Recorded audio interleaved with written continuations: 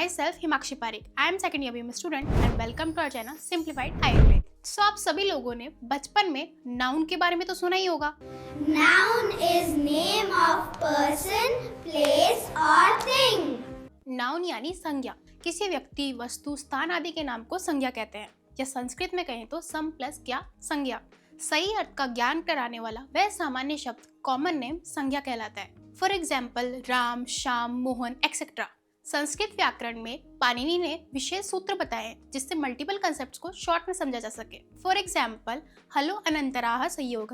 ये संयोग संज्ञा का सूत्र है जो कहता है कि दो या दो से अधिक हल वर्ण के बीच में अच वर्ण का ना होना ही संयोग संज्ञा है. अब इसे एग्जाम्पल से समझते हैं. इंद्र शब्द में न और द के बीच में कोई अच वर्ण नहीं है तो यहाँ पे संयोग संज्ञा है. तो ऐसे ही एक एक करके हम संज्ञाओं के बारे में जानेंगे. So index are.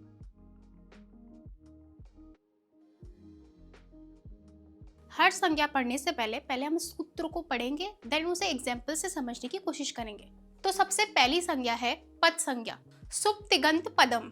सुबंत और तिगंत प्रत्यय की पद संज्ञा होती है. किसी भी शब्द में सुप प्रत्यय जोड़ने पर वो शब्द रूप अर्थात नाम पद बनता है. वहीं धातु के साथ तिंग प्रत्यय जोड़ने पर धातु रूप या क्रियापद बनता है. एग्जाम्पल से समझते हैं. राम शब्द में सुप प्रत्यय यानी सुओजस जोड़ने पर रामः, रामौ, रामः बनता है. वहीं भू धातु में तिप तस झी जोड़ने पर भवती, भवतः, भवंती बनता है.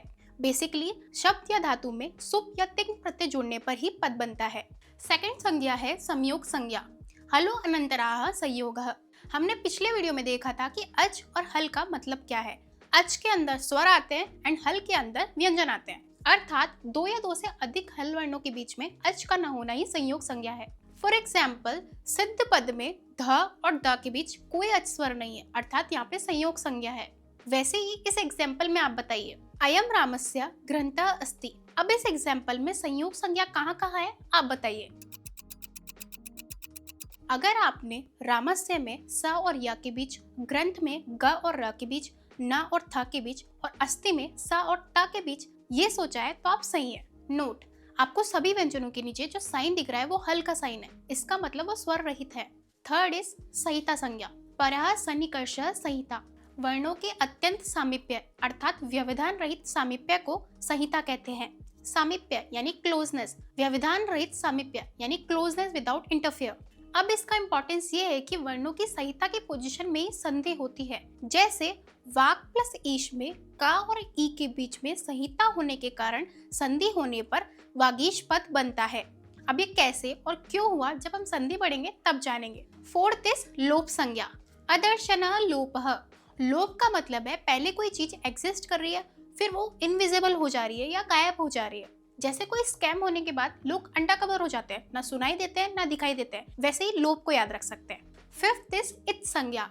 तस्य लोपः. आपको पता है कि माहेश्वर सूत्र के हर एक सूत्र के अंत के व्यंजन की इत संज्ञा होती है. इत संज्ञा को अनुबंध भी कहते हैं और जिसकी इत संज्ञा होती है उसका लोप हो जाता है. सिंपल सी बात है, जिसकी इत संज्ञा होती है वो ना सुनाई देता है ना दिखाई देता है, अंडर कवर हो जाता है. सिक्स्थ इज ह्रस्व दीर्घ प्लुत संज्ञा. उकालो अजस्व दीर्घ प्लुत. हमने पिछले वीडियो में स्वरों के भेद के बारे में जाना था. ह्रस्व दीर्घ प्लुत. ह्रस्व जिसमें एक मात्रा का उच्चारण काल था, दीर्घ जिसमें दो मात्रा का एंड प्लुत जिसमें तीन मात्रा का. एंड अकॉर्डिंगली इन्हीं उच्चारण काल वाले अच वर्णों की ह्रस्व दीर्घ प्लुत संज्ञा होती है. सेवेंथ इज वृद्धि संज्ञा. वृद्धि रादेच. ये सूत्र वृद्धि संज्ञक वर्ण के बारे में बताता है. वृद्धि आत एच. वृद्धि वर्ण आत और एच होते हैं. देखिए आत जो प्रत्याहार है वो माहेश्वर सूत्र में नहीं आता है तो इसे हमें आ ऐसे याद रखना है. यानी जब भी आत की बात हो तो हमें आ की बात की जा रही है ऐसे याद रखना है. सेकेंडली एच जो प्रत्याहार है वो माहेश्वर सूत्र में आता है तो इसे माहेश्वर सूत्र से देखते हैं. एच प्रत्याहार में ए और औ वर्ण आते हैं एंड लास्ट चेक का क्या हो गया है लोप. एंड लोप वाले वर्ण ना दिखाई देते हैं ना सुनाई देते हैं. नोट, वृद्धि रादेच ये सूत्र पाणिनि अष्टाध्याय का प्रथम सूत्र है. इसी के साथ एक बहुत फेमस एमसीक्यू आता है कि वृद्धि संज्ञा का सूत्र इनमें से कौन सा है ये बताइए. जिसमें पहला ऑप्शन है वृद्धि रादेच, सेकंड ऑप्शन है वृद्धि रेची, थर्ड ऑप्शन है both are right and fourth option है none of these. Eighth is गुण संज्ञा. अदेंग गुणः. ये सूत्र गुण संज्ञक वर्णों के बारे में बताता है. अत और इंग. ह्रस्व आकार यानी अ और इंग यानी ए और ओ गुण संज्ञक होते हैं. गुण संधि होने पर गुण वर्ण का ही आदेश होता है। फॉर एग्जाम्पल, रमा प्लस ईच रमेश। आ और ई में संधि होने पर ए वर्ण यानी गुण संज्ञक वर्ण का ही आदेश हुआ है। अब ये क्यों हुआ है वो हम गुण संधि पढ़ते वक्त समझेंगे। 9th इज प्रत्याहार संज्ञा। इसका सूत्र है आदिर अंतेन सहिता। इस सूत्र का मतलब ये है कि अंतिम वर्ण के साथ प्रथम वर्ण का उच्चारित होना ही प्रत्याहार संज्ञा है। फॉर एग्जाम्पल, अण प्रत्याहार में आ प्रथम वर्ण के साथ में ई और उ मध्य वर्ण का भी बोध होता है। नोट, अण प्रत्याहार में जो अणा है उसके हल्यंतम के कारण इत् संज्ञा होती है और इत् संज्ञा का लोप हो जाता है। इस वजह से ण का बोध नहीं होता। ण का यूज केवल प्रत्याहार सिद्धि के लिए किया जाता है। 10th इज उदात्त संज्ञा। इसका सूत्र है उच्चेरु उदात्तः। उच्चारण स्थान अर्थात कंठ तालु के ऊपरी भाग से उच्चारित अच वर्णों की उदात्त संज्ञा होती है। 11th इज अनुदात्त संज्ञा। निच्चेरु अनुदात्तः। आपको सूत्र से ही थोड़ा आइडिया लग रहा होगा। उच्चारण स्थान अर्थात कंठ तालु के निम्न भाग से उच्चारित अच वर्णों की अनुदात्त संज्ञा होती है। तो इसे आप ऐसे याद रख सकते हैं कि कंठ तालु के नीचे से अगर उच्चारित हो तो अनुदात्त, ऊपर से अगर उच्चारित हो तो उदात्त। 12th इज स्वरित संज्ञा। समाहारः स्वरितः। अच वर्णों की यानी स्वरों की स्वरित संज्ञा वहां होती है जहां पर उदात्त और अनुदात्त बराबर स्थिति में हो। 13th इज अनुनासिक संज्ञा। इसका सूत्र है मुख नासिका वचनो अनुनासिकः। मुख नासिका से उच्चारित होने वाले वर्णों की अनुनासिक संज्ञा होती है।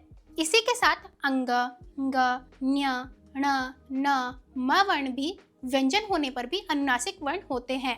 इन शॉर्ट, जो मुख और नासिका से उच्चारित होते हैं वो अनुनासिक होते हैं एंड जो मुख और नासिका से उच्चारित नहीं होते वो अननुनासिक या निरअनुनासिक होते हैं। 14th इज स्वर्ण संज्ञा।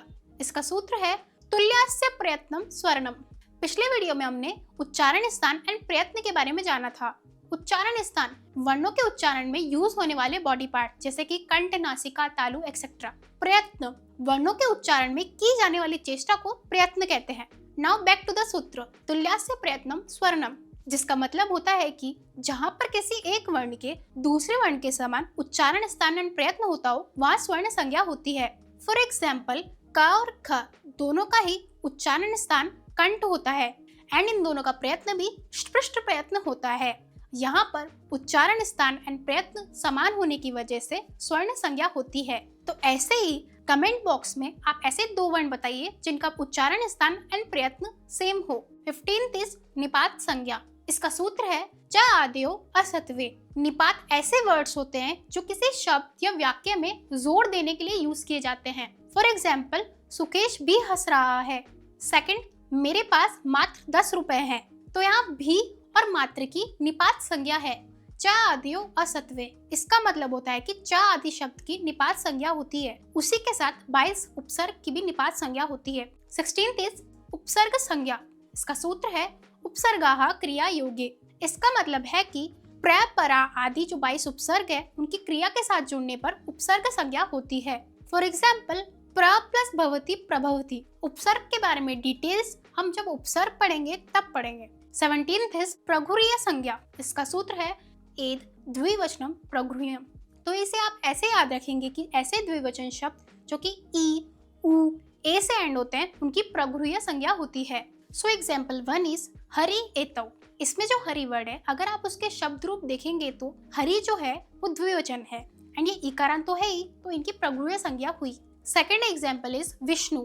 ये भी हरि की तरह द्विवचन शब्द है एंड ये उ से एंड हो रहा है, इसकी भी प्रघुरीय संज्ञा हुई। नोट, जब हम संधि पढ़ेंगे तो हमें ध्यान रखना है कि जहां पर प्रघुरीय संज्ञा होती है वहां संधि नहीं होती। फॉर एग्जाम्पल, हरि एतौ में ई और ए के बीच संधि हो सकती थी पर यहाँ पर नहीं हुई। लास्ट 18th इज धातु संज्ञा। भुव आदयो धातवः, यानी क्रिया का बोध कराने वाली भू आदि की धातु संज्ञा होती है, अर्थात क्रियावाचक भू, वा आदि धातु संज्ञक होते हैं। आई होप कि आपको संज्ञा टॉपिक समझ आया होगा। अगर इस वीडियो में कुछ टर्म्स आपको नहीं समझ आए हो तो इसका प्रीवियस वीडियो देख लीजिएगा। Till then, thank you for watching this video. Stay healthy and keep simplifying.